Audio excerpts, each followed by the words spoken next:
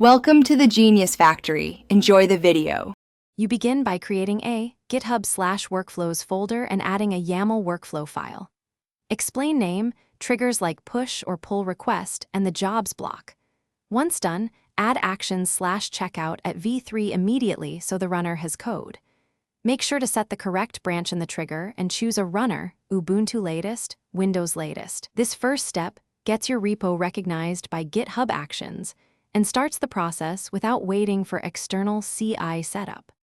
Next, define jobs and detailed steps. Specify runs-on and dependencies between jobs with needs. If you need multiple environments, use a matrix strategy to run variations. Add steps in order. Checkout, set up the language runtime actions/setup node, setup Python, install dependencies and run tests and linters. Use environment variables and secrets. GitHub token to authenticate pushes or releases. Once configured, this middle phase executes build and test tasks and surfaces logs for debugging. Finally, upload artifacts like test reports using actions/upload artifact and add deployment or release steps if tests pass. Use conditional expressions, if, and continue on errors sparingly to control flow. Configure caching for faster runs and set timeouts for long tasks.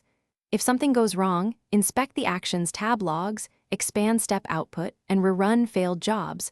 Often the fix is an environment mismatch or missing secret.